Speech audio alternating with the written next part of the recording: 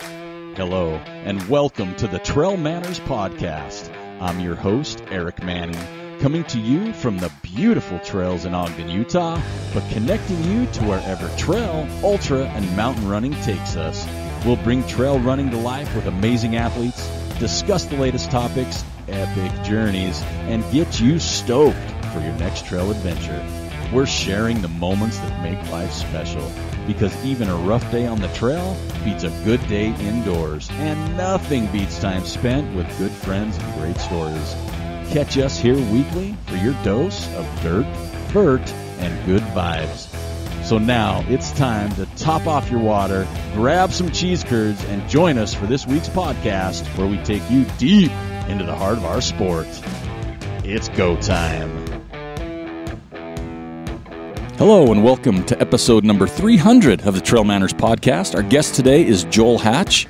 The TrailManners podcast is produced for your enjoyment, and show notes are found at TrailManners.com. Come back often, and please feel free to add the podcast to your favorite RSS feed or iTunes. You can also follow us on Twitter, Instagram, and Facebook at TrailManners. And don't forget to subscribe, review, and rate us on iTunes. If you're so inclined, TrailManners would really appreciate any contributions via our Patreon account at patreon.com/TrailManners. All links are in the show notes. Now let's get after it. All right, I am here today, episode 300 of the TrailManners podcast, coming back out in 2021, and we've got a voice that you will all remember, silky smooth, Joel Hatch. How are you, Joel? I'm doing well, thank you. It's awesome to get you back behind the microphone. I'm not going to lie. It's been 2-3 years. It's been a long time. I don't know if it's been 3, but obviously all of 2020 might have had you in early. But I don't think so. I don't think I've been on for a couple of years at least. So it's been a while. Mm-hmm. But you picked right up. You know how to hold the mic. Yes. Your speaking's good. Right. So, but I thought it was only fitting relaunching the podcast. Those that have listened to the show in the past, Joel and I recorded, 290-something episodes together, and, relaunching the podcast. I thought it'd be great to have Joel back on for number 300, because that's a big number of podcasts. And we were consistent for 3 years. We put out a lot of content. Very consistent. And then we, life got in the way. And then COVID, jobs, everything. So anyway, at the relaunch, we're going to have you back on. And I just want to kind of go down memory lane first a little bit. Okay. History of the TrailManners podcast. And in episode number 299, which is the relaunch on, February 2nd, 2021, I talked about it a little bit, just like a little bit of the brief history of the TrailManners podcast, how we started, what we were up to. What do you remember? Because it might be different from mine, because that's been a long time ago. We're both aging. I've got my cup of Metamucil here in front of me. What's your history of the podcast? What do you remember? I remember it started, like most good things, on a run. Yeah. Right? Yeah. Yep. That's where most good ideas come from, is when you're out running. We were pretty new to the podcast game. What was that? 4 years ago? Yeah, 4 or 5 years ago. 5 years ago? Yep. We thought it was a good idea, and of course it was at the time. Yep. And we had that novel concept and idea of recording a podcast about trail running focused around a VW bus. Yep. And man, we went for it. Dove headfirst into it. It was a lot of fun. It was. Do you remember our first show? Episode 0? It was so uncomfortable. Physically it was uncomfortable, but just that awkwardness of going out on the first date with somebody. Yeah, exactly. I didn't know. I just remember awkward pauses. Right. Us looking at each other. You're right. With no sound, if you will. There's two guys holding microphones staring at each other. But yeah, it's interesting how it's morphed. I've actually gone back a few times to listen to a couple early shows, and not just more for the comical aspect of how uncomfortable. Not that we're pros, but we've done enough that at least we're more comfortable. But I think if you know Joel or myself personally, I don't think we'll always be comfortable at anything. In a social setting, anyway. Oh man, I've gotten worse, I think, over the last couple of years. And then what are some of your like if you look back and someone says, "Oh, you did the TrailManners podcast," what are things that pop in your head? Like, what are some of the either guests, shows, memories that came from that initial start? I think one of my favorite shows was when we were in, I don't know if we were in your bus or we were in Turtle's bus, and we were talking to Turtle and Luke Nelson. That was Turtle's bus in Salt Lake. Yep. That was very entertaining, not only because of who we were talking to at the time, but like the sideshow that was happening off mic. The whole time. Yeah. It was hard to concentrate just because somebody was always cutting up off mic. That was really enjoyable. Talking to Leon. Oh, Leon Lutz. We were up at El Vaquero Loco. That was very impactful. Yeah. Such a nice guy going through a hard time with, his family member having cancer and just talking about his gratitude. That was very memorable. All of our guests that came in had a story that we were unaware of at the time, and just listening to them talk about how they overcame some sort of adversity. Yeah. That was always really enjoyable. I think I'm right along the same lines of you. The other couple that pop out would be our Anna Frost episode in the bus. Oh, yeah. I didn't know what to expect, obviously. Right. But she was just so personable and I think she enjoyed the fact that it wasn't like too professional. Right. She was like, this is it. And she was cracking jokes. And I think that was one of my favorite, just seeing a different side of her, I think, as opposed to that.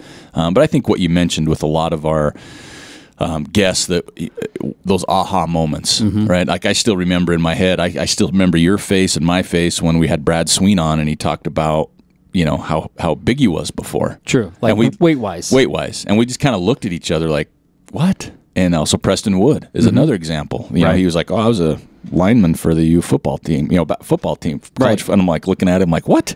I'm like, so I think it's the same, along those lines. Some of the ladies we had on, kind of the same thing with, feeling insecure about how they look, not being in family photos, hiding from those. Melissa Solomon. I mean, and all the great thing about podcasting is they're still out there. Right. So if you're new to the show, or maybe it's been a while, you can go back and find these, and they're just great reminders. And it's also kind of time capsuled, right? True. So 3 years ago, things were different, and so you can go back and listen to experiences and what running or whatever meant to so and so. I mean, we had Hayden Hawks on before he was Hayden Hawks. You know what I mean? Good point. I mean, we had him on early. We got him at the Outdoor Retailer Show just after he had won the Speed Go, I believe. Yep, it was right after he won Speed Go. He was at Outdoor Retailers, and I remember he just got his USA kit in the mail. Yeah. He was actually talking to Goo and Hoka's and he was looking for sponsors at that show. Yeah. And he came out with this audacious plan of what he wanted to accomplish, and we're like, yeah, go for it. Yeah. That's awesome. Yep. So I think a lot of those, I kind of see people, there's people that have been on the show that have actually started their own podcast. Yeah. Done those things. So I don't know. It's just, it's fun to see all the people we came across. True. Right. And I can't look back, honestly. And I mean this, I can't look back and look at a guest and go, oh my gosh, that person was a tool, or I wish we wouldn't have had them on. They were all just who they were. And, there wasn't like a ton of controversy. There wasn't a ton of, we always shied away from that. Yeah. Well, I mean, in a way we did. I mean, sometimes, like on personal statements, we would kind of get after somebody for being a ding dong. But I think that's what and I mentioned this in episode 299 is, if you're new to the show and never heard it, that's the things we, like Joel said, we kind of steered clear of because that's not what we want to be a part of. No. There's enough of that negativity and enough of the finger pointing and the name calling out there that, we wanted this to be a place where people could just let go and enjoy it and have a laugh. Right. I mentioned before, I said, me and Joel never took this too seriously. We kind of poked fun at ourselves. In fact, if we could go back in time and restart this podcast, in my eyes, there's things we do differently. Like we never looked at it as a business. We never looked at it as something to make money or a life on. We just thought this will be fun. Let's just have fun. And no, it totally was. But now you look and people are like, oh, you should have done this. And you look and, there's ways we could have monetized and there's opportunities we had that we turned down. Right. And I don't regret any of that. I think at the end of the day, how we went about it was what we wanted it to be. Sure. Right. Yeah. And we got a lot of great feedback. We were never the biggest podcast out there, but we had a group of people that were like our true followers, I think, and that's why I enjoyed it. I mean, we could go down a list of names that we didn't know, so many people. Oh yeah. And now it's like we're friends with like actual friends, like in Right. person, and even people from out of state, out of country that, if we saw today, we'd be like, "Hey, man!" Oh, yeah. It'd be like COVID good hug. friendships. Yeah, Yeah. exactly. So I think this has brought a lot to us. What do you miss most about doing the podcast? Because for you, it's been longer. For me, obviously, it's been a while too. But is there anything what do you miss about doing the podcast? I definitely miss that personal interaction with people. Well, since I don't really race anymore, that's something I miss. Yeah. Like going to the events and then seeing people I know from the podcast. I miss that. Yeah. So that community, Oh, absolutely. Yeah, I think I'm the same. That's what I've missed. And that's, the time I was like reluctant to bring the show back because me and you started this and it's different by yourself. Right. And I thought, I'm busy. I've got other things, new job, Yes, you are. everything else. But I'm like, I miss it. I do. I miss the community. I've got emails. I see people all the time. Oh, you should bring the show back, blah, blah, blah. And it's going to be different, obviously, moving forward, not just on a hosting side, but Right. the frequency of shows is going to change. The expectations. Because we came out with should 2 be shows adjusted. a week. That was really impressive that we did that for so long. It was. Now, especially when I look at it now, like we did a Tuesday show with a guest, and Right. Thursday was our single track. And folks, there was only like on one hand call-in shows out of like 290 shows. Easily, yeah. You know what I mean? I mean, we didn't do Zooms, and No. it was all in person. And Right. I mean, that limits us to our guests, but it was that intimacy of Right. being close to each other. And, moving forward, it's going to be more Zoomy, right? Yes. It's got to be recorded over a phone or something. So the sound quality is going to be different, which is something you and I always wanted to have good sound quality. Oh, for sure.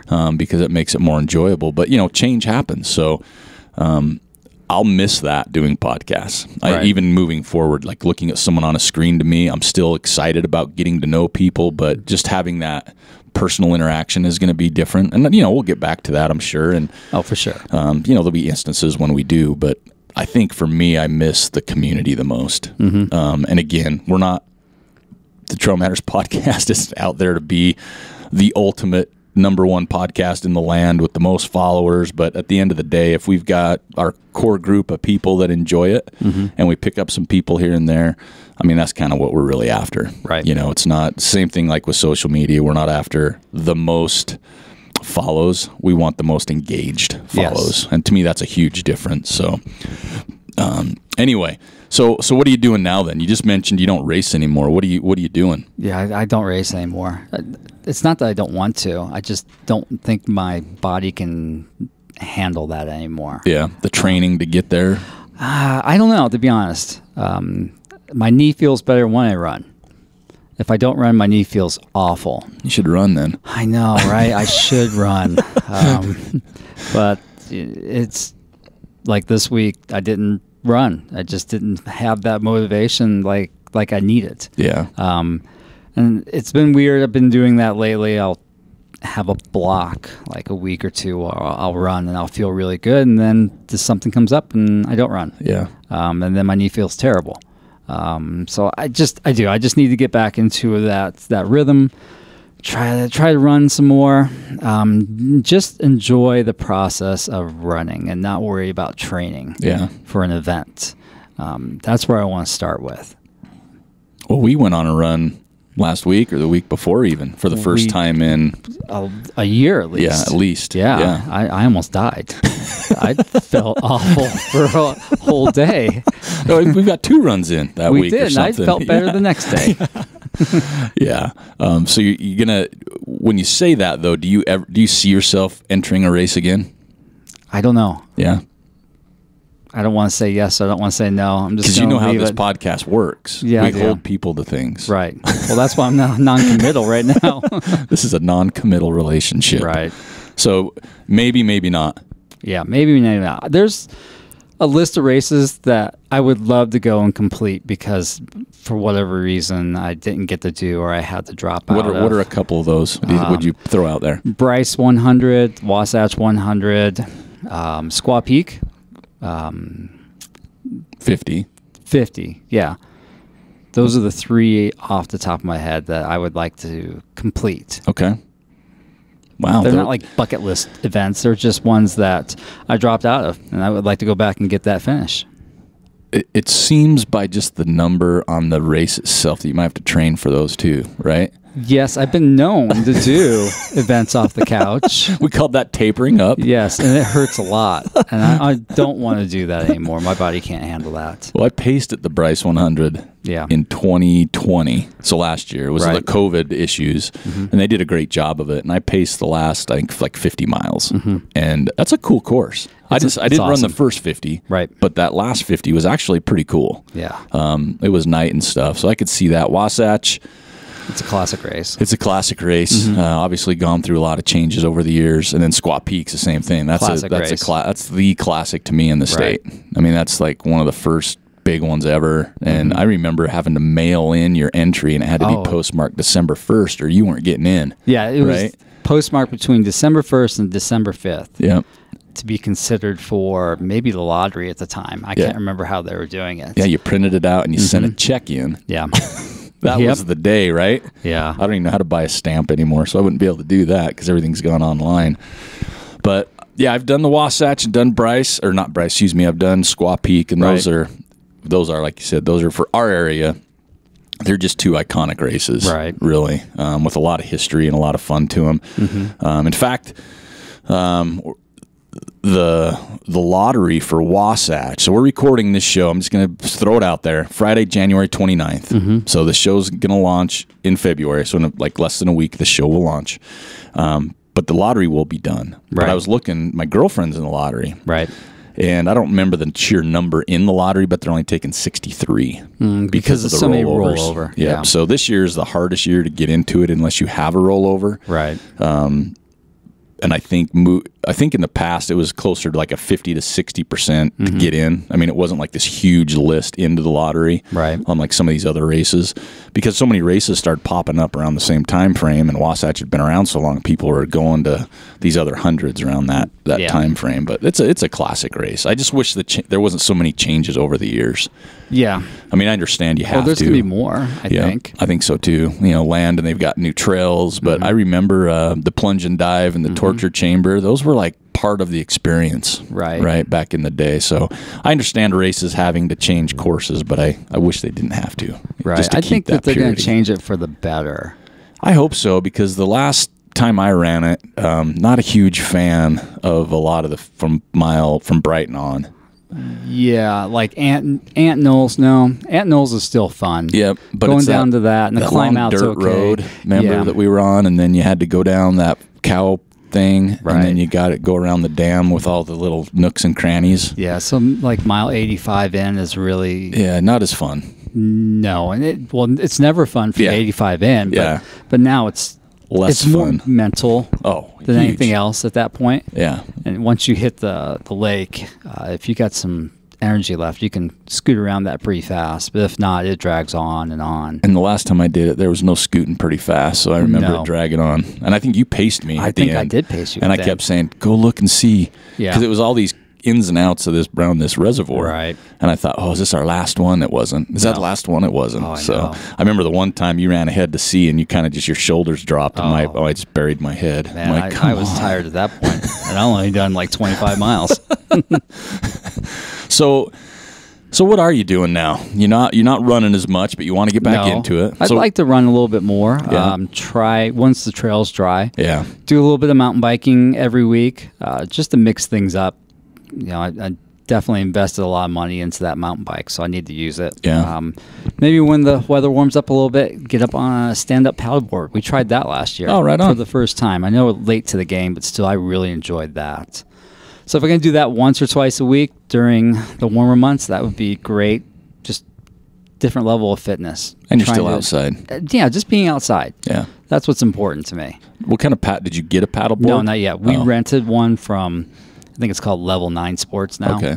Yeah. Yeah. So you're going to get one this year? Yes. Well, if we can find one. Yeah. They're hard to find. They're hard to find. Everything outdoor-wise. Bikes are hard to find. Yeah, I know. I guess if I wanted to sell my bike right now, it'd be the time to do it. It is, because I sold mine on Saturday. Good.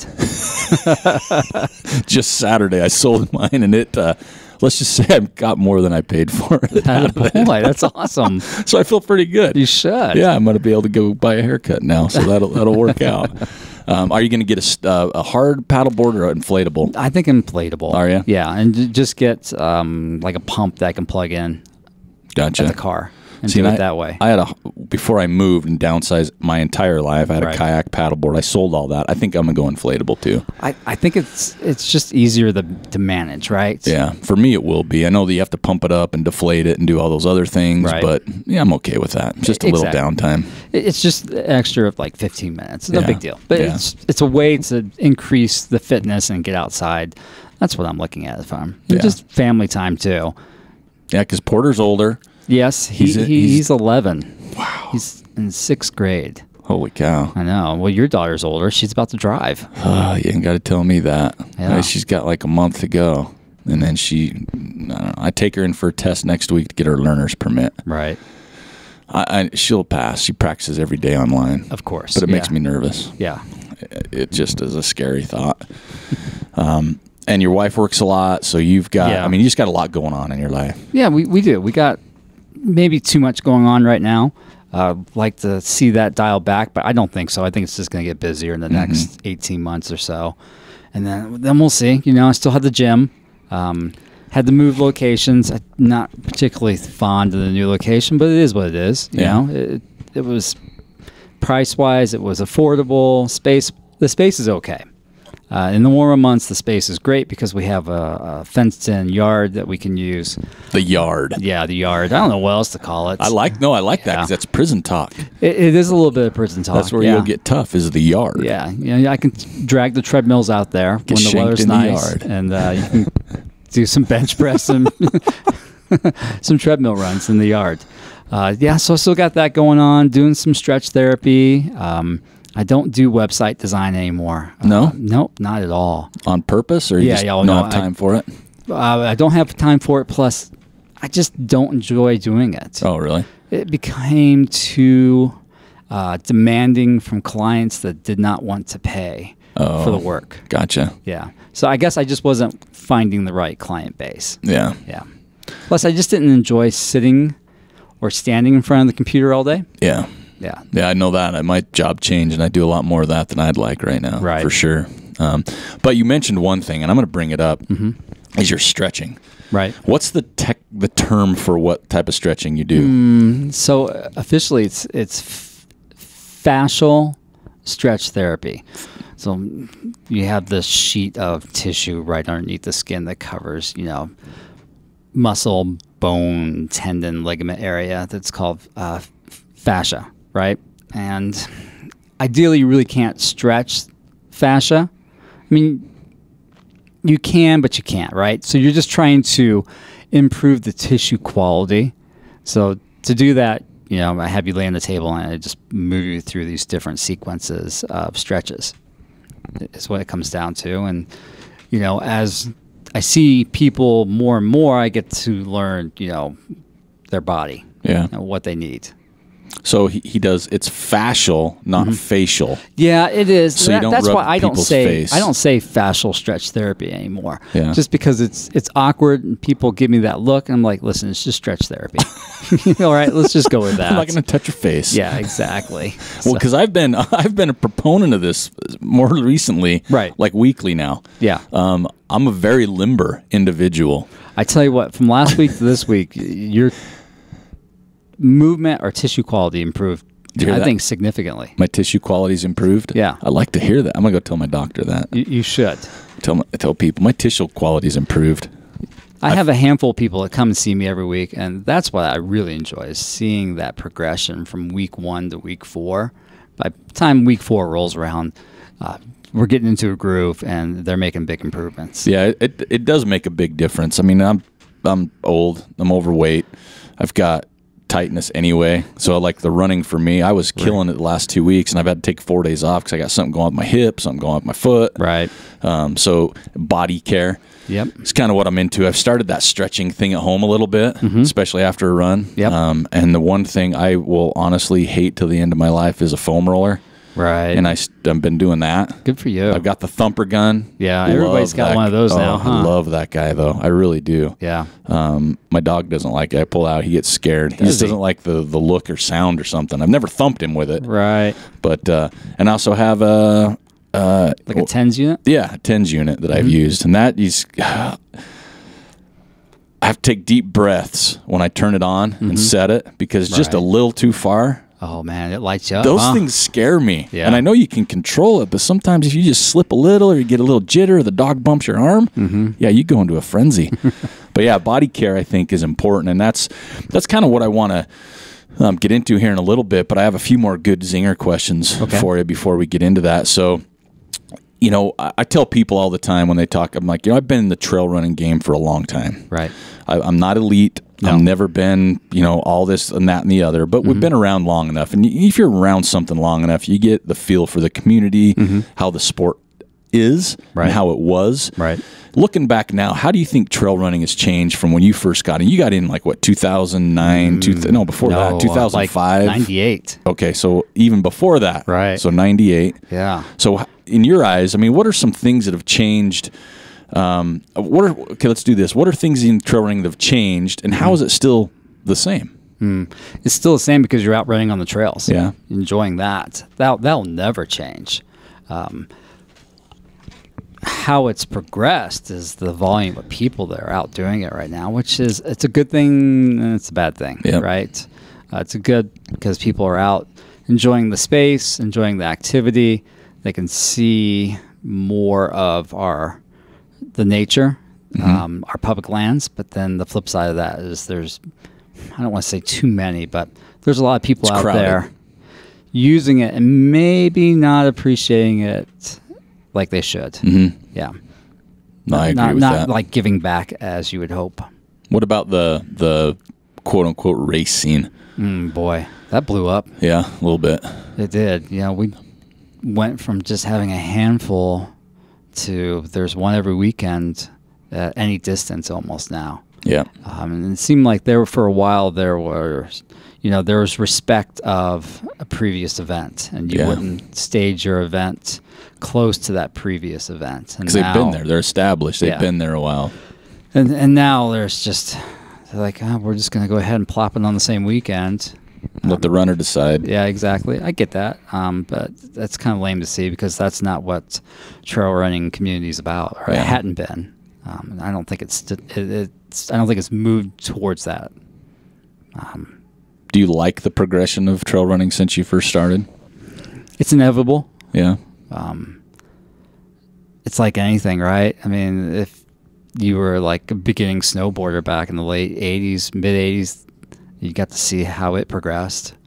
And I think snowboarding's in a good place right now. I like where that's at. That's something else that I've really gotten back into. I think trail running is going to keep growing in popularity. Just more money's being thrown at it. The brands are established now. Hoka, Ultra. Those are not only the biggest trail running brands, they're the biggest brands in running now too. Yeah. That's really cool to see how that happened. Because at first people were like, those brands are not going to make it.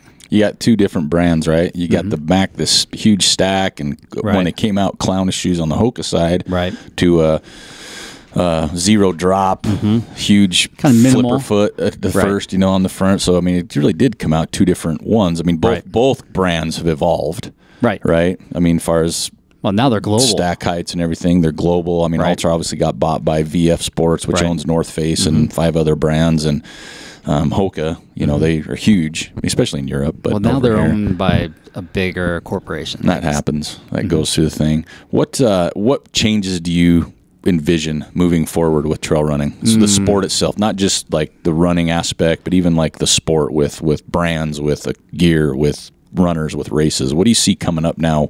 I mean, you think about it.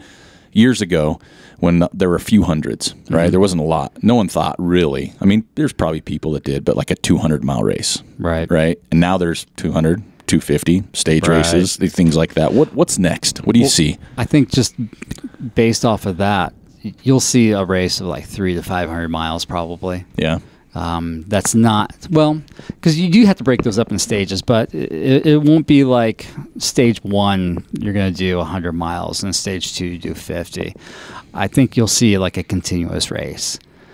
That's either 300 or 500 miles. That would be the next thing. You'll probably see a couple more 200 milers. I think those are harder to find a good route. I think that's the big thing, right, is the route. I think that you're going to see maybe that Colorado 200 come back. Yeah. That died for a while, but I'm sure somebody's trying to bring it back, or they're trying to sell it. There's the one in Arizona coming up, the 250. That Coconut. Something coconut, like that. Yeah. That's going to be big. That's going to be huge. Just anything that Aravaipa does just turns into gold. Yeah. They're rock solid. And then we know in our area, Canis Hart was talking about that 200 that'll be postponed another year, like it was going to be this year, and now we're looking next year, so there's that. Do you think it's just going to continue to be crowded? Yes. What issues do you see with trail running movement, like land use?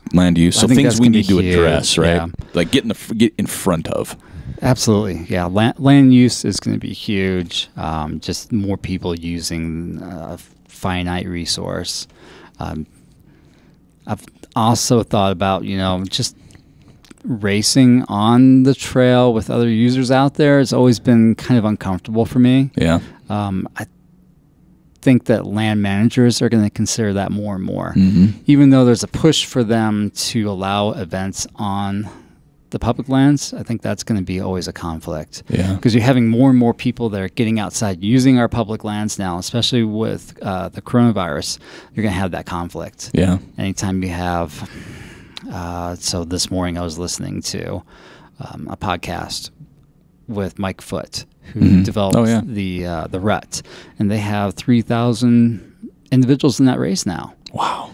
And I know that they do a good job of posting signs and say, hey, here comes this event. You might not want to use the trails that day, but what if you're out of town and you come in the big sky and you want to hike that day, and all of a sudden here's 3,000 runners. I know it's spread over 3 days, but you know what I mean? Yeah, oh, absolutely. There's a lot of people.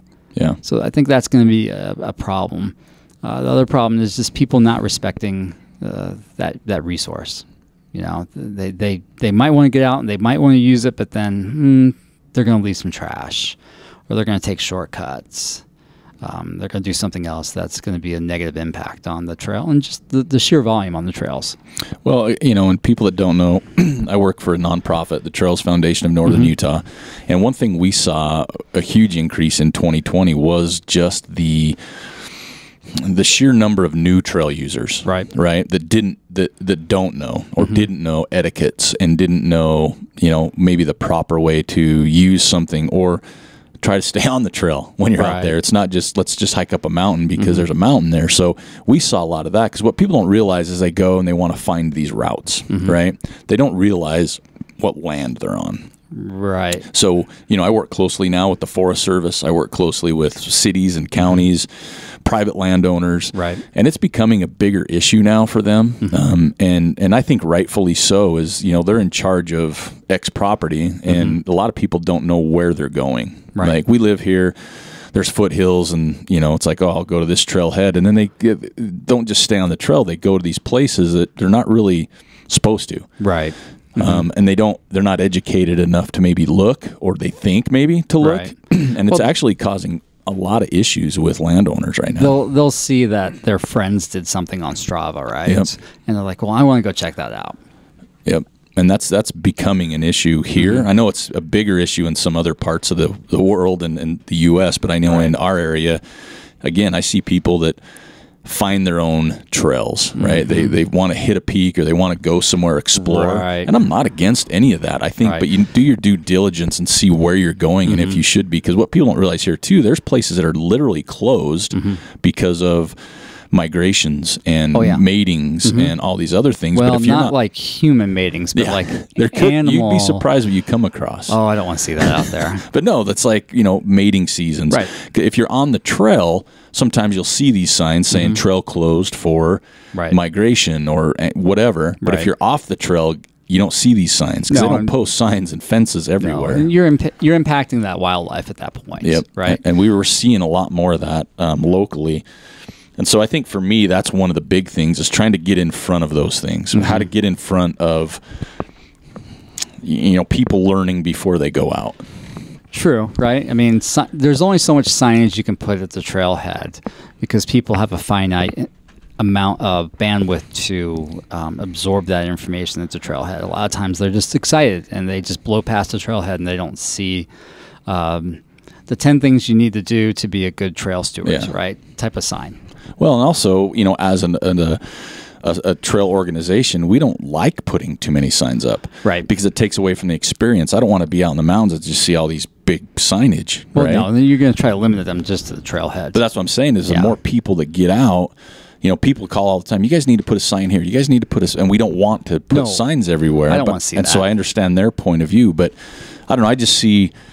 For us as trail users, anybody that's a trail user is just being good stewards of the trail. And it's okay to educate people out there. Right. You don't have to go up and say, hey, you guys need to do this, but just let them know. Because a lot of times people don't know. Right. But I know in our past shows, sometimes we talk about if you're going to do something, research it a little first. If you're going to buy a new mountain bike, you go look at what I need, right? Exactly. So that's the same thing. If you're going to go use a trail, don't just think, oh, I saw someone took a picture, I'm going to go here. Right. Because you see even more with social media, people putting themselves in positions they shouldn't put themselves in. Right. Well, skill levels and everything else. But I see that as a huge push lately, because I've had people literally reach out, where was this? Where was this? And I'm like, oh, it's like, I want to tell you. I can't tell you, sorry. Yeah, it's not a secret, but I'm like, I don't want to put someone in danger with my, oh yeah, it's over here, you got to do this and then do this, because, we've talked about it too. There's things I wouldn't do today that I would have done 10 years ago. Oh, easily. I think that's something we'll see more, people doing off-route adventure runs. And that became really big last year. And the consequences are high on those. Really, they are. If you don't quite have the fitness or the knowledge or just a simple misstep, and you're in big trouble. Yep. I think we're going to see more of that. Yeah. I don't want to say don't do it, but because it's always been part of mountain running. Yep, exactly. To do that. It's just you see more of it now because of social media. Yep, for sure. All right, so what is there any new trail stuff? I know you don't run as much, but you're still a gear junkie. Yeah, you and I kind of talked about this the other What day. kind of stuff are you looking forward to? In we've talked about these new North Face, the Vective line, the Flight Vective, the Infinite, and the other one, the Endurus. This is really, I think it's kind of humorous because you and I were talking the other day, just kind of lamenting about how things have kind of stagnated as far as like design goes, right? And then all of a sudden, North Face comes out with this new line of shoes. And not only them, obviously Nike had the Carbon Project, right? And now Hoka's got it. The high-end North Face shoe has it. And then I just saw yesterday, David Laney's involved with this company. Craft Sportswear? I saw that. And initially when I saw the shoe, I was like, well, that looks like a wrap that they put on like a new car. Yep. Right? A car that they're testing. It's like a zebra stripe. Yeah, exactly. Yep. And then I was like, I went and checked it out, and it's like, oh, they're going to produce that. Yeah. That's really brave to do that. But so there's 4 different brands that are exploring this carbon technology, right?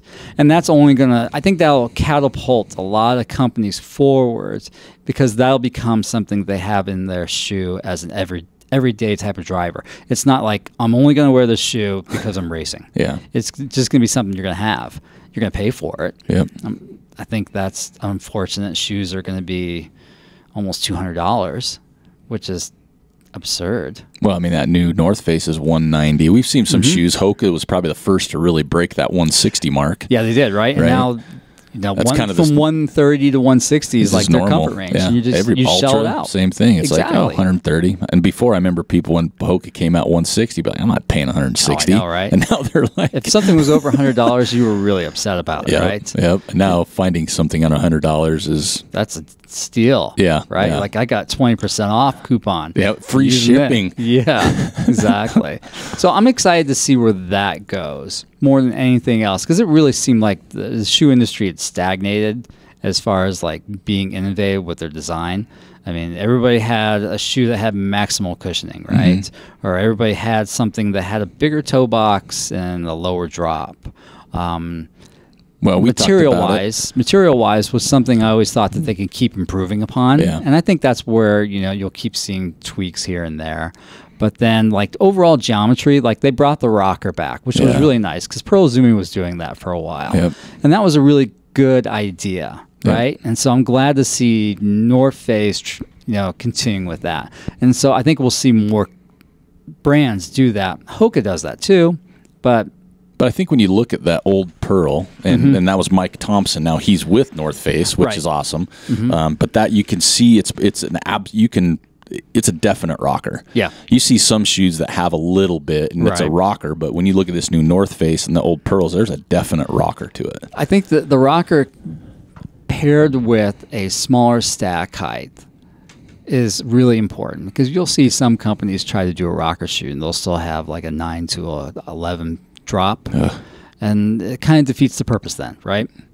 It doesn't really work. It's already got a natural drop, and then you're throwing a drop. Yeah, well, it almost becomes too much at that point. Yeah. It defeats the purpose of the rocker. So the rocker really works well with that 4 to 6 drop range. So I'm excited to see where that goes. Watches, I kind of got out of that for a while because I didn't need it. I wasn't running. I got an Apple Watch, and that's all I use. Really? But I haven't run long. So if I had to run long again, well, what would I do? Well, you have the old standbys, Suunto, Garmin, right? But then there's all these other Coros is out there. I've wanted to get my hands on one of those. I'm just cheap anymore. Well, they have a pretty inexpensive watch compared to the Suunto, right? Yeah. And then there's this other company called Wahoo, and they're kind of like that Coros. Is it WAHOO? Wahoo? It might be WAHOO. I think that's what some called. fish tacos in San Diego. You know those are good, right? So I think with that, you're going to see brands continue to try to make the watch footprint smaller. Because the features are all kind of the same, right? Yeah. And it's just the reliability of how they're tracking the movement patterns, how they're recording heart rate. And if they can get that into a smaller shell, then that'll be the game winner at that point. With a good battery life. I think that's the thing. That's the battery life is what people are looking for, especially in our sport. Yeah, right? I mean, if you want a watch that goes 30 to 40 hours, it's going to be a bigger watch. But if you can win that race, get a battery that lasts 30 to 40 hours, but get it down small enough, you're going to own the market for a little bit. What else is out there? What do you see? Anything apparel-wise, hydration packs? I mean, is there anything you see coming forward that you're looking forward to? We talked about it. 2020 to me, and I wasn't as in it as I am now, but 2020 wasn't the year of new product for me. Not really. And I don't know if companies backed off a little bit, and I'll have some people on to help us understand that pretty soon on the podcast. But because of the coronavirus, companies backing off, delaying launches because of productions. But already, like we talked about, you've named a few. I've seen more stuff, right? I think last year the only thing new that I remember was that Hoka shoe with the rudder. Yes. The big tail fin on it. Right. But I've already, like you just named a few, but like I'm looking for a new pack, right? I still have all my Ultra Spire. That's always been my go-to. Yeah. But what's new? I don't know. What's different? What can you improve? And I know they're tweaking. Like Ultra Spire tweaked one of their packs. You and I is there talked about anything this new? yesterday. What was it? The Momentum pack. Too, yeah. And I've used the Momentum because I'm a water bottle guy. Well, I wouldn't say I've used it because I can't reach the dang water bottle. I have to run with people. Yeah. And I haven't taught my dog how to help me change them out yet. Exactly. So they changed where the water bottle placement is at. I think that people are still going to struggle to get those bottles out. Yeah. You know, if you don't have good shoulder mobility, it's hard to reach around and grab that off of your hip. The old reach around, that's hard sometimes when you're running. Well, it depends on who you're running with, you know. You slip them some CBD beforehand, you might get a that's another thing coming out even harder. Everybody's doing CBD oils now. Right. As far as like running packs go, I'd like to see companies keep refining it, keep pushing the boundaries on it. I mean, it is what it is. It's just a running pack, right? You need to be able to carry XYZ. Water. Yeah, water. Phone. You got to have a phone now. Yep. Water, some food. That's it, really. But carry it comfortably and not, expend too much more energy from being hot from wearing something that's like a jacket, right? That was something that I moved away from. Years and years ago, there was several brands that made packs that felt like you had an extra jacket on. Yeah. And so that's why I went back to the Ultra Aspire lineup, because it breathed easier. Plus, I know that Bryce is always looking how to make it more comfortable and always looking for new material. Breathability. Well, I think that's the other thing on the Momentum too. They changed the side to it's a bungee system where the first one wasn't as well. Yeah. So I think they changed that up a little bit when I was looking at it. And again, then you've got like the hydration side, the lighting side. Because again, it's like we're getting to a place now where what's next and how can you improve it? You mentioned on the vest could be materials, the technologies, but lighting. I remember when we came out with the waist belts. That was a game changer. Those were like what, 600 lumens at the start, maybe 400. 600. Now they got one that's 800 off of the waist belt. But I think they've got a headlamp that's even approaching that. Wow. I can't imagine wearing one that big on my head. Yeah. I feel like a coal miner at that point. Choo-choo train coming down the track. I'd like to see them with these rechargeable lighting solutions change the charging port. Yeah. Because I think that's what's failing on them. Yeah. It's just the or port. Be able to have it replaceable. So it's modular. Yeah. So that way I can keep the light works great, the belt works great, but then that seems to fail on it. No, it's true. Because you could have a good battery, good thing, but if that little thing fails on it. Yeah, because we can change the battery out. Yep. You can get a new battery. Yep. I would like to see companies with rechargeable stuff go to the same cord. That's one. Yeah. So move away from the, I forgot what it was called. It was like a first generation USB, but now move to like a lightning cable. This is like thing. A USB-C, I think is what it is. Or USB 2 or something like that. Move to that. Because I have so many charging cables. Sometimes I forget which goes. I mean, I've got a headlamp, I've got a water purifier, I've got earbuds, I've got you name it, and I'm like, I don't know what goes to what, and I just start pushing things in. If it doesn't go in there, then that's not the right one. And I could break it. The original USB charger. You're always kind of like, which direction does it go? Where if you get the new one that's just oval shaped, it's upside down or up. Exactly. There isn't. Yeah. Yeah, I'd like to see that. I agree with that. Just one cord for whatever you're charging, even on a watch. Yeah. Yep. I'm excited to see what's next. I'm in the market right now, and here's the deal. I'm a gear junkie. I don't need a vest, but I want a vest. But I want something that's gonna, and I don't know what it is yet, because there's things I use now I didn't know I wanted.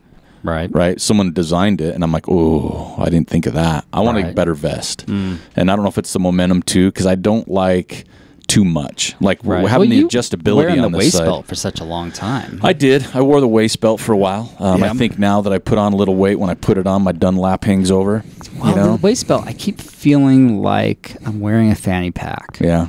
And I can't get over that. Don't get me wrong. I wore a waist belt back in like 2000, from 2000 to 2008-ish. That's where you kept your stash. Yeah. My money. No. Yeah, I liked the way I liked the Ultra Aspire I liked their bottles. They just seem to sit better. I haven't used them as much. Like I said, I'm a water bottle guy. I do not do bladders. Just not a fan of them. Probably never will be again.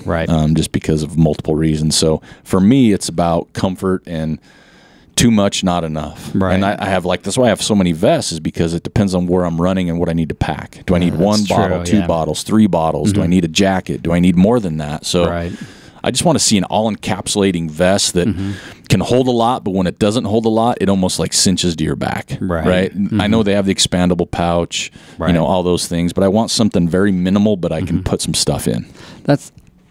I haven't needed to buy anything in years.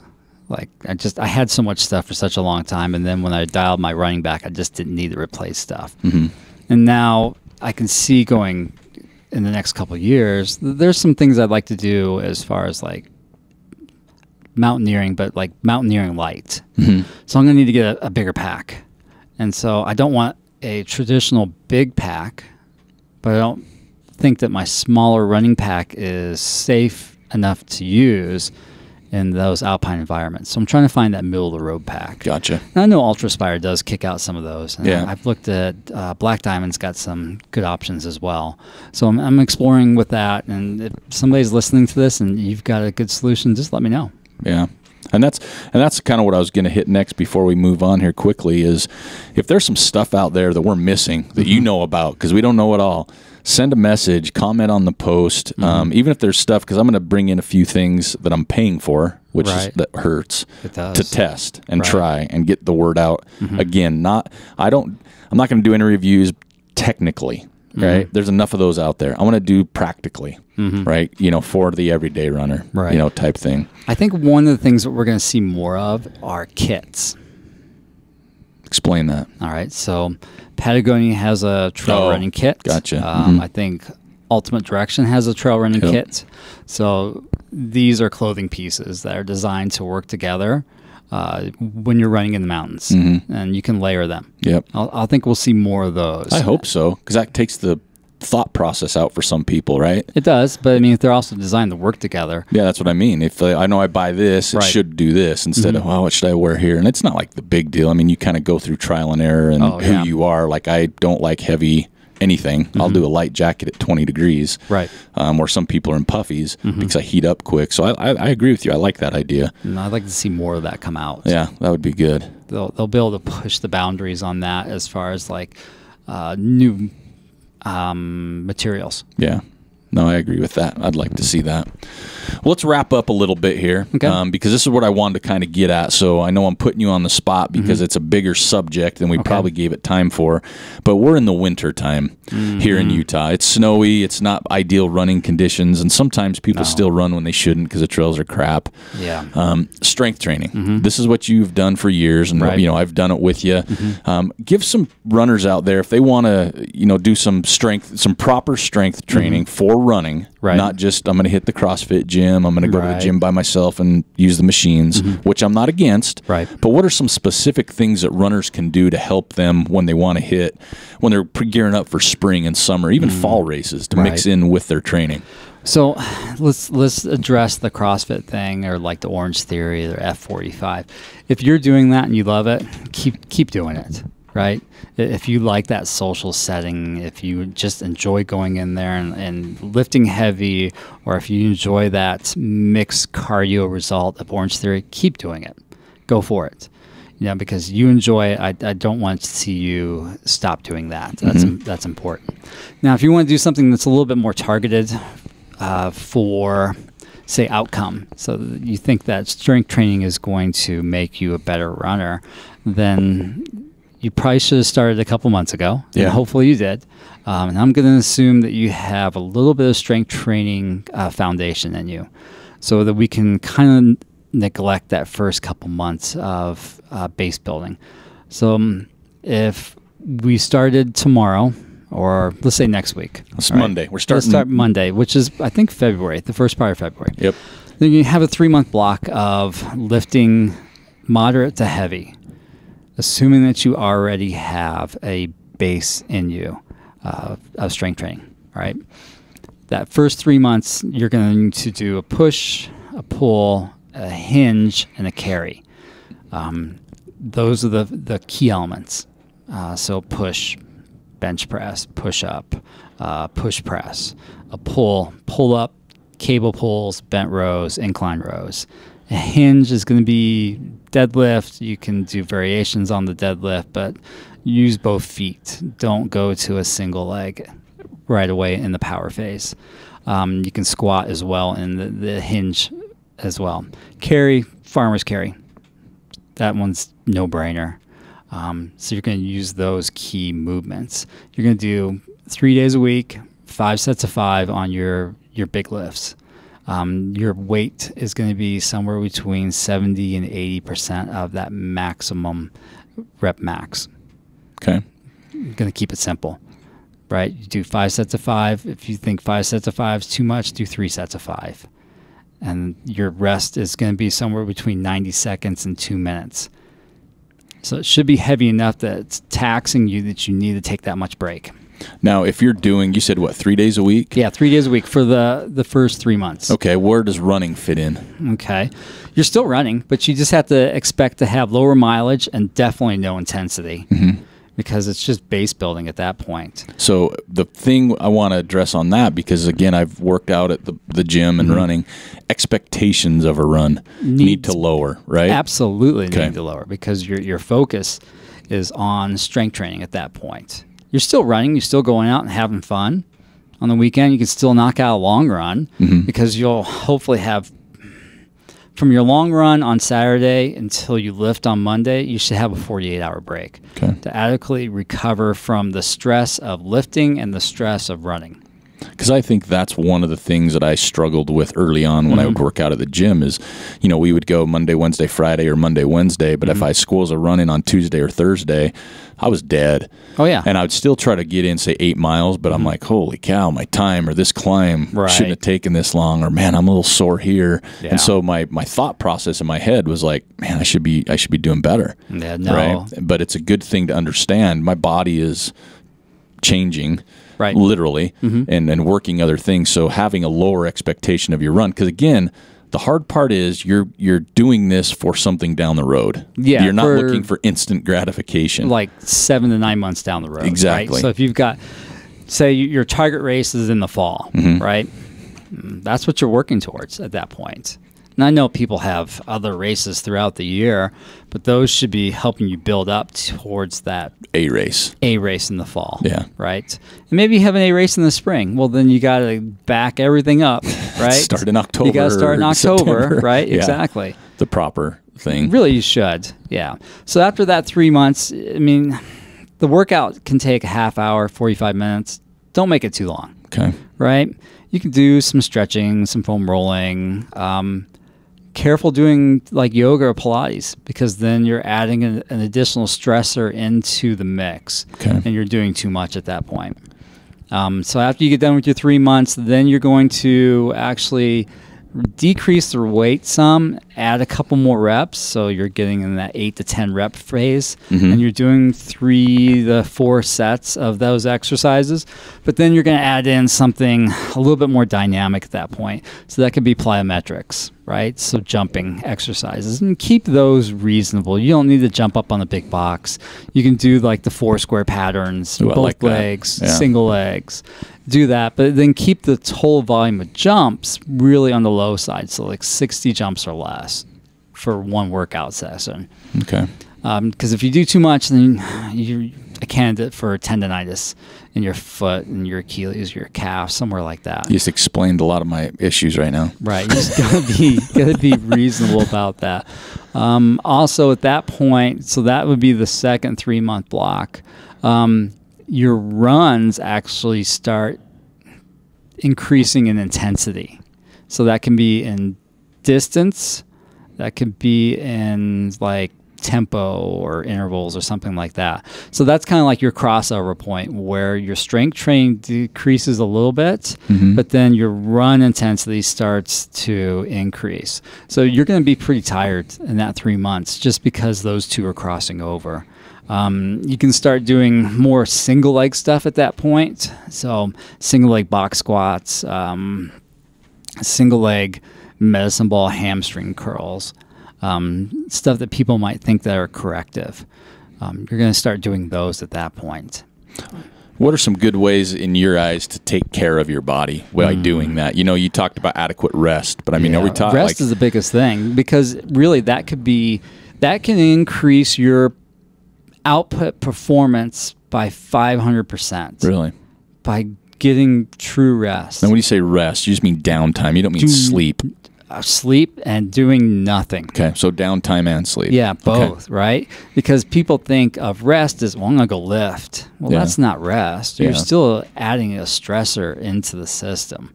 So that's important to do that. What about, is there anything that you personally use for recovery? Because I know it's such a mix. The massage gun. Yeah. I mean, I try to use that every day. Yeah. Foam roller.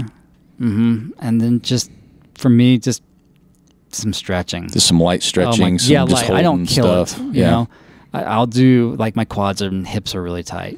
So I'll try to focus on those. Hamstrings are tight, but right now that's not my focus. Yeah. Right? And ankle mobility. I'm trying to improve that because I've always had really stiff ankles. And that just helps as a trail runner with rocks and rolling ankles. And is that kind of what you're thinking there too? Having that stiffer ankle actually helps not roll my ankle so much. Okay. So just having more like in the plane forward and backwards motion, like gas pedal type of. And what's that going to help? Just having a better quality push off. Okay. For running. Yeah. Okay. I think that would definitely help. And then my calves are really tight, so that could help with that as well. Okay. And then I know a lot of what, like when we work out at the gym, we always end with like a balance thing, right? Yeah, we always do balance. some balance. That just helps strengthen the stabilizer muscles too, right? For sure. I mean, is that what that kind of entails? That, and think about, like, I mean, trail running is very dynamic. You know, it's not like on the road where you just have that consistent footfall over and over again. Where trail running, it's you might need to, you know, recenter yourself because you're running through a rock garden, right? So that's why we always throw very dynamic balance into the end of our workouts where you're fatigued. We can do that standard. Well, I want you to stand on your leg for 30 seconds. Okay, the next one, I want you to stand on your leg for 30 seconds and catch a ball. Well, so we'll do like a single leg dumbbell snatch at the end. And it's lightweight because I want you to be able to control the dumbbell, but then you've got to control your body against the dumbbell while balancing on one foot. So there's a lot of coordination involved with that. Okay. And I think that translates really well to trail running where you're kind of bounding down the trail on the downhill portion. Or if you're running uphill and there's a lot of rocks and you kind of have to pick your way through those rocks. Gotcha. Because I know, I mean, I mentioned this to you before when I started back at the gym in November or whatever. Maybe it was even before that, maybe October. Anyway, October, November. And I went on a run on a downhill after like just literally like 4 weeks. I think it was 4 sessions. Yeah, 4 sessions. And I did a same run, but downhill. And I felt so much more comfortable. Yeah. Right? And I'm not saying I was faster, but I was just comfortable. I didn't feel the stressors on my quads as much. It was like a 2 to 3 mile, pretty decent grade downhill. Right. And that comfort level lets you run faster then too. Yeah. Like I felt in control, but I just felt comfortable and my quads didn't burn. Like when I stopped, it wasn't like I was like, oh my God, these things are done. You know, and I bent over, I was like, holy cow, I was comfortable running that section. So I think sometimes you get a quicker return than you would think, and then it's just a matter of, like you said, blending the two together. Like I wasn't looking for a quality run for sure. I was sore to start the run from the gym, but I remember just that section, and that's when it clicked in my head. And I've done it for years with you, but that was just recent, and I'm getting older, so I'm like, wow, it still holds its weight. Yeah, at first it's a neurological adaptation. That'll be the first 6 weeks that you'll see. Your nerves just fire more efficiently. Gotcha. And that's huge on trail running because it's not the same footfall every time. You're having to be agile, especially running downhill. Yeah, no, for sure. Well, that's great. That's some good, hard, quick, down and dirty information, but I think it's a good time for it. Right. Yeah. A couple months ago might have been even better. With people through if the you're winter. Looking at like starting right now, you got time, right? Yeah. You still have time, but you're going to start in that middle phase where right now you're probably going to start having a little bit longer runs. You're going to do more. I don't want to say quality runs because every run should be quality. You're going to have a run that might be more focused on interval, might be more focused on tempo. So then you got to blend that with some strength training that is not overly taxing the system, but you still want it there. And you still have time that you can do that. And then you can enter that final phase right before your event where you're doing more, not preventative. That might be a bad way to term it, but it's more targeted towards the activity that's coming up. So I'm doing a lot more single leg stuff. Definitely not pushing any heavy weights, a lot of body weight stuff that allows me to run really hard right before the event.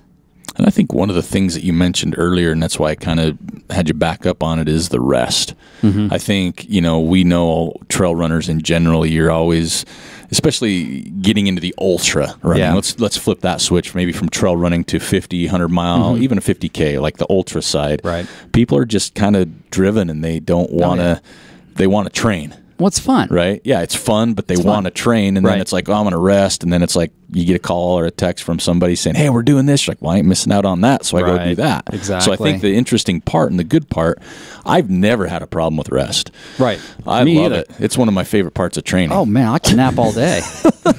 I don't nap, but I have no problem doing nothing. Yeah. But I think it's important for people to understand that. What think of it as key like component rest plays. Yeah, longevity, right? I mean, if you're doing too much, if you're trying to put in 60 miles a week and you're trying to lift weights and you're trying to do yoga and Pilates and living your life, something's got to give. Yeah. You're going to get burned out, you're going to get injured, and you don't want that. Yeah. You want to be able to enjoy yourself. Yeah, because if you don't want to rest during what you just mentioned, when you get hurt, that rest is going to feel even worse. Oh, yeah. Right? Because you're forced rest, and like it sucks not being able to do it.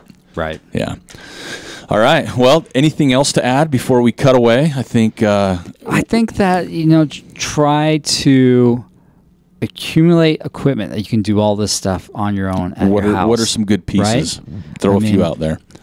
It's hard to find stuff right now. It still is hard to find. Well, it's hard to find things that are not premium equipment. Yeah. Right. All the high-end stuff you can find. You can get on Rogue Fitness and you can get most of the high-end stuff. Yeah. And you might not need that. I mean, you can be searching like locally here, KSL classifieds. Yeah. And if you don't have that, you've got a Craigslist, right? Careful on Craigslist. You do. You always got to be careful, right? But you're looking for kettlebells, Yeah. right? So you're looking for 15, 25, 35, 45, or variations of that. It could be, 26, a 36, or a 44, something like that. You're looking for dumbbells, so 15, 20, 25s, 35s, 45s, all right? And then if you've got the room for a barbell, Yeah. all right, and then 10s, 15s, 25s, 45s on your barbells. And then, if you're lucky, a TRX or the Jungle Gym. Yeah. What about stuff like, I don't know what the proper term, the straps for clamshells. What would you call them? Rubber bands. Yeah. That type of stuff's good to Definitely have. get those. And those come in different tensions. And like green's usually the light one. And then blue's like the medium. And black would be the super hard. Those are like $3 each. Yeah. You can find those off of And those Amazon. are good things to have for like clamshells and monster walks and all those things. Definitely lots of monster walks for sure. Explain a monster walk real quick. So you can put the band, you put the band on like you're putting your pants on, right? And the band can go below your knee or above your knee. Below your knee is a little bit harder. And then you're stepping sideways. And the band's with a little bit of a bend and crouch, right? Yeah, think of like the old basketball stance, right? So you're in that stance and you step sideways and the band gives you that resistance, right? Then when you step your foot in, you only step 30% in, 50% in. So there's still tension in the system. And that's good for hips, right? Oh my gosh, so good for hips. Yep. We do that. Well, we used to do that all the time when it was warm and we can go outside. Now we do just a bunch of clamshells. Which is very similar. You get the similar workout. Yeah, but the problem is, you want to be in that athletic stance, standing up to mimic that. Okay. I'd rather do that than be doing clams. Clams are okay alternative. Okay. Yeah. So if you can find that equipment, that's great. I mean, if you're moving towards something a little bit more complicated, like the tonal system, great. I think that's going to be kind of the future of what people are going to do for fitness once the price comes down. What's the tonal system? So do you know what the mirror is? A mirror? The workout mirror. I don't. Okay, so you know the bike that everybody wants, right? Oh, yeah. Is that the mirror in front of you? The Yeah. big... Okay, I think I've seen a commercial. Right. Okay. So those home workout solutions are all the rage right now. Okay. Pelotons. Yeah, the Peloton, the bike that everybody wants, and it's hard to find. That has classes that are every day you can jump into a class. Yeah. The mirror has something like that too. Okay, I know what you're talking about. And then the now. top end is the tonal, and the tonal is it's on the wall, and it has these arms that have cables on them, and there's somebody that's guiding you through the workout. Okay. The initial cost is pretty hefty. It's close to $4,000 for that. Wow. And then you got to pay a monthly subscription of about $50. Wow.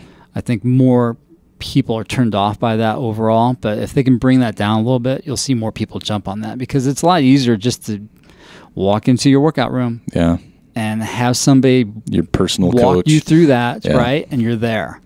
Well, because like you mentioned, all this stuff's hard to find because people aren't going to the gym as much. It is, yeah. Because of Corona and different reasons. Exactly. We've been really fortunate to be able to maintain our numbers through the year, just because of we don't have a lot of people in the gym. Size, numbers. Right. Yeah. Yeah. I don't have big management. classes. Yeah. But I can see more people staying home and doing that, and I encourage that because I think that they'll be more consistent that way. Yeah. For sure.